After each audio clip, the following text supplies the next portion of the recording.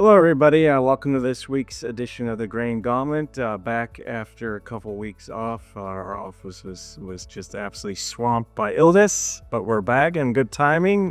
We just had the announcement on a weekend where I think we should have a trade deal with China, not yet finalized, but everything is looking good there.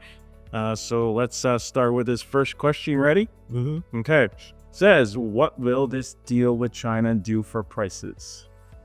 It'll be very significant for beans if there is a clause where they buy a lot of beans and actually buy a lot of beans. It will stabilize the market from a very low stinky price to a higher price. We've been saying all along, even before a deal was reached, that we should get to $12. We bought back a couple weeks ago with sold options above the market, so puts or some kind of strategy, both called spread, for guys to get them long. We're only 50% sold and we had buybacks in place. So we've been long. I think this takes beans at least to $12. More importantly, I'll buy some bean acres next spring for us, which will allow us to plant a little bit less corn and more favorable fundamentals across the board. And at least initially on this overnight reaction, it's lifting feed grains as well. Any thoughts on that? Yeah, buy the row or sell the pack. Everything gets excited again because China's gonna buy more of our beans. That supports more better corn prices, better wheat prices, because where the acres come from next year, right? If they're buying a ton of beans, we've got to plant more beans. That affects everything in the marketplace. And if China's buying beans, they're probably buying corn and maybe wheat too. So we'll see what happens. But again, be leery. Buy the rumor, sell the fact. The fact's not going to come out to Thursday. The Chinese are saying be cautious, so I want to see it. Okay, we did this preemptively with buybacks in beans and corn. We're in a pretty good place with most of our positions benefiting on a significant rally. So you need to be prepared before this kind of stuff happens so we can react after it happens. Okay. All right. Now, next question. Without USDA reports, what is the market using for guidance? Good. Technicals mostly, I would guess. Past history, I've been looking at like planting progress historically. Of course, you can't get the historical stuff from the USDA because it's totally shut down, but we have that stuff saved. So we know approximately where we should be on acres and so forth.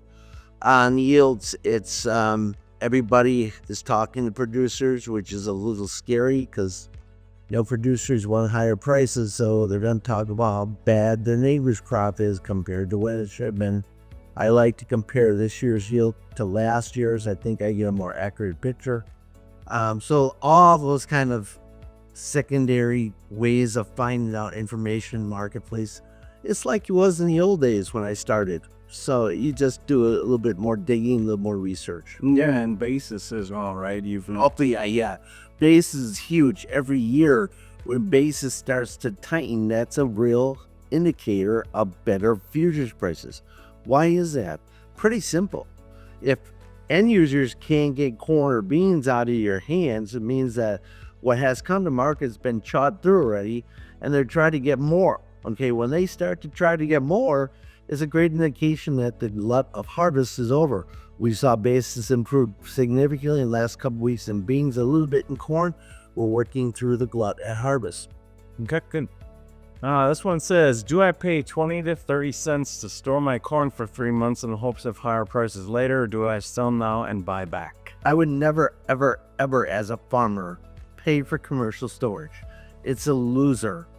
I don't know why guys will not put money in a hedge account to buy futures if they want to be aggressive and hold on to their cash crop that they're willing to pay 30 cents or so for storage. Buy futures. You have to pay a lot less money. Okay? Sell the crop, buy futures. The only thing you miss is improved basis. Okay? So penny wise, pound foolish, it improved 10 to 15 cents on basis, and you spend 30 cents on storage. And then it's probably not great enough rally for you anyway, so you hold it for another 3 months and you pay more storage. Buy futures. It's way cheaper for you, way less risk, and you can buy a put along with it and keep it fixed. Okay. How is planting season going in South America? And they're making a lot of progress. Pretty quick early, got some rain, drying down again, and it's kind of weird. They wait when it's dry not to plant because they need the moisture to get going to start to plant the crop growing. So good progress so far. They're making good progress. Yeah, latest I saw this morning was Brazil. There's parts of central and northern Brazil that's a little dry. The forecast is improving there for rain. It's not yet reached the level of great concern. Yeah, mid-November is when it really starts to be an issue. Yeah. All right. This final question for a prospect: have you guys made a buyback yet on corn? Officially, my ASV today is talking about a buyback. I wouldn't do the buyback necessarily aggressively today because I buy the rumor, sell it back, and turn around Tuesday. I don't like if the news comes out to chase the market. A lot of times emotionally it'll go up.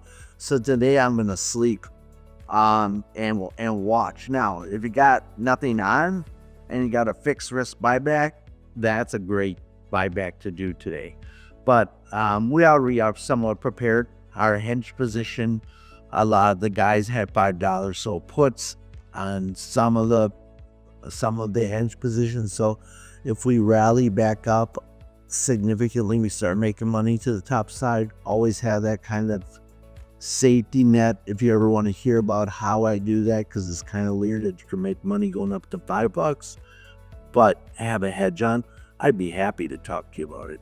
Yeah, and this question came from someone who I was giving a fixed risk buyback for soybeans to not that long ago, and yeah, it's definitely something that's in the works with corn, and could perhaps come as soon as today. All right. Well, that's all for this week. Thanks for the questions again, everybody. As always, if you have a question you'd like to have heard on this program, submit your question to adminstaff@hedge-plus.com.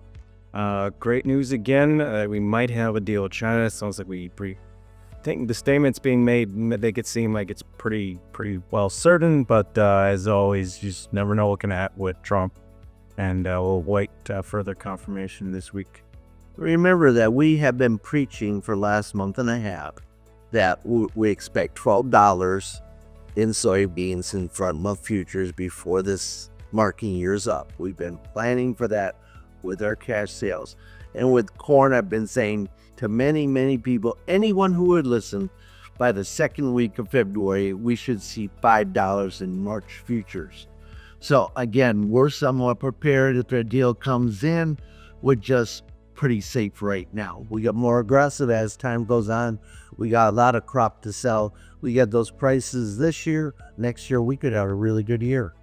Hang in there. Have a great week. Have a great week.